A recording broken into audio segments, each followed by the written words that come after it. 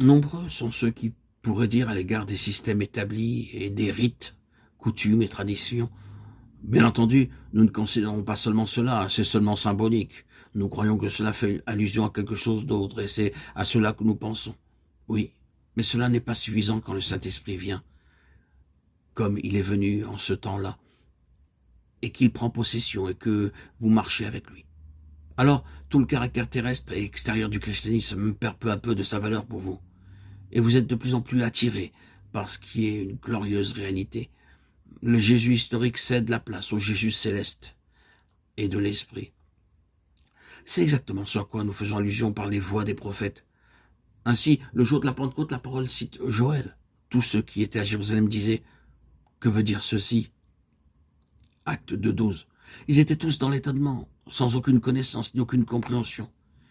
Et Pierre, avec les 12, s'est levé et a déclaré, c'est ici qu'il a été dit par le prophète Joël au verset 16,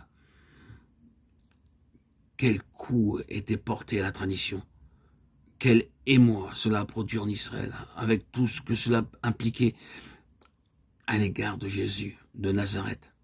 Et l'apôtre a continué en citant librement l'Ancien Testament. Il a cité David. Tout ce discours du jour de la Pentecôte était rempli de citations de l'Ancien Testament. Mais quels sont ceux qui ont compris quelle en était la réelle signification? Vous voyez donc que c'est une chose qui doit venir en nous avec beaucoup de force, car même le christianisme du Nouveau Testament peut se limiter à un système terrestre techniquement exact. Vous pouvez écrire vos manuels sur les procédures du Nouveau Testament. Vous pouvez avoir raison par rapport à la lettre, mais c'est sur un plan horizontal. Cela devient légaliste et attache le Saint-Esprit. Quoique la pensée d'être conforme à l'Écriture soit une bonne chose, ce n'est pas cela la finalité. Tout cela doit être baptisé dans le Saint-Esprit, et le vase doit être purifié de tout ce qui est terrestre, pour devenir quelque chose d'entièrement céleste. Les pharisiens avaient une compréhension et une mentalité qui les plaçait dans une position horizontale, sur un plan horizontal. Ils désiraient et aspiraient être conformes à l'Écriture. Quel en a été le résultat? Ils ont perpétué un système terrestre fondé sur la parole de Dieu. Leur église était l'église d'Israël, l'église israélite. Et vous pouvez mettre à la place d'Israël n'importe quel autre nom de dénomination qu'il vous plaira. Cette église avait ses propres usages, ses vêtements, ses rites, sa liturgie, tout cela en accord avec les Écritures. Ils avaient la lecture des prophètes chaque Shabbat. Ils avaient tout un vaste système, mais il était tourné vers la terre, aussi mort qu'il est possible de l'être. C'était purement formel et ne participait pas à la pleine pensée de Dieu. C'était scripturaire dans un certain sens. Malgré cela, il faillissait à l'égard du conseil éternel de Dieu. Le Saint-Esprit, par sa venue, a mis un coup de balai sur les prophètes. Il a pris en main tout cela et a montré qu'il y avait quelque chose de plus, quelque chose d'autre que ce domaine terrestre, que la parfaite maîtrise de la parole de Dieu avec tous ses dérivatifs et que sans cela, tout le reste devait être mis de côté. C'est ce qu'il est encore occupé de faire. Tout ce système n'apparaissait à la pleine pensée de Dieu et le livre des Actes nous parle de cela, de cette grande transition. Il y a une divine pensée derrière tout cela. Et lorsque vous l'avez saisi, vous pouvez vous passer de tout le reste. Ce qui est ancien peut être enlevé. Si vous avez saisi les choses dans un sens réellement spirituel d'une manière vivante et céleste, le reste importe peu et doit entièrement disparaître. C'est ce qui s'est passé dans le livre des Actes. Vous pouvez ne pas toujours saisir ce qui a commencé, mais le fait est que cela devient bien une réalité. Les apôtres ont continué de se rendre au temple et à la synagogue pendant un certain temps, et puis ils ont cessé de s'y rendre. Ils l'ont fait pendant un temps, mais ils se sont retirés peu à peu et se sont trouvés tout à fait en dehors. Quelque chose était arrivé. Ils étaient entrés dans un domaine vivant et tout le reste n'avait plus lieu d'être. L'ancien avait conduit au nouveau. Il avait accompli son dessein. Ce qui était céleste avait trouvé sa signification. Ce n'est plus maintenant une question de technique, de rite, de méthode, de tradition à suivre.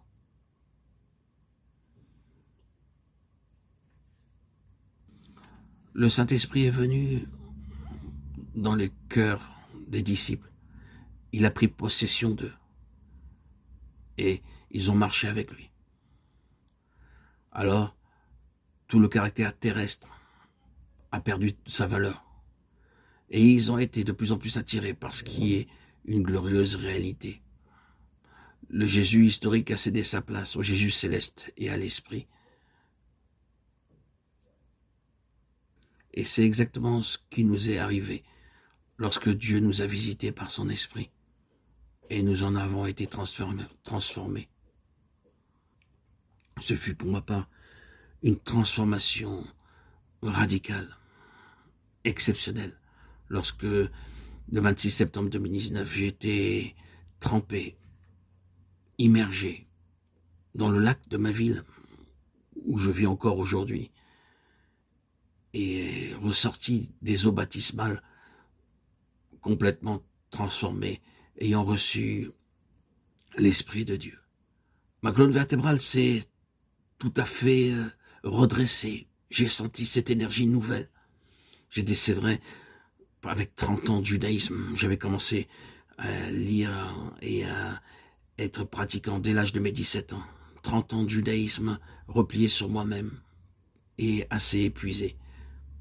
Régénéré d'un seul coup, d'une manière exceptionnelle, de manière foudroyante, par l'immersion, en ressentant même les couleurs du monde, les couleurs qui m'entouraient avaient changé, elles étaient plus vives, plus claires, plus fortes, plus belles.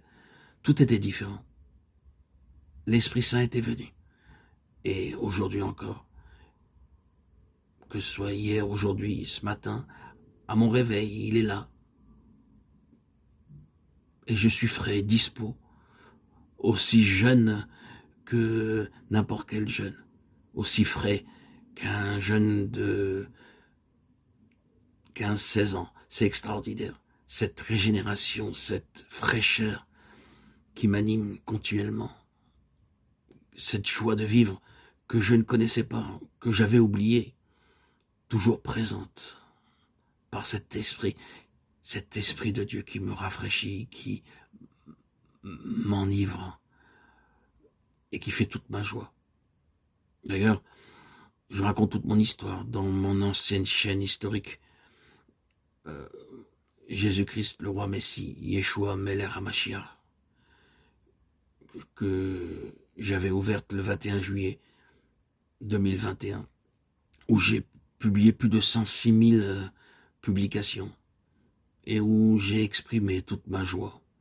C'est vrai, je parlais un peu trop de moi, mais c'était si magnifique ce que je vivais dans mon cœur et dans mon âme que mes yeux étaient beaucoup centrés sur moi-même. Aujourd'hui, avec ma nouvelle chaîne, je fais attention à regarder vers une seule personne, Jésus-Christ, mon Seigneur et mon Roi. Je suis aussi, par la force de l'Esprit Saint, il est vrai, devenu décentré de moi-même. Mes regards sont plus portés vers Dieu, c'est magnifique. Et ce monde a moins d'attrait pour moi, beaucoup moins. Ce fut une véritable ascension, une véritable transformation qui, depuis le 26 septembre 2019 et qui encore aujourd'hui me renouvelle, me régénère et me permet d'aller toujours de l'avant. Quelle merveille d'être chrétien, quelle merveille, quelle joie de vivre en communion avec le Saint-Esprit. Quelle joie.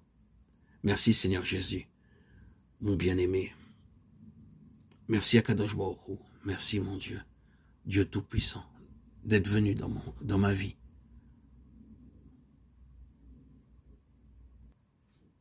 Gloire à Dieu au plus haut des cieux et paix sur la terre aux hommes qu'il aime.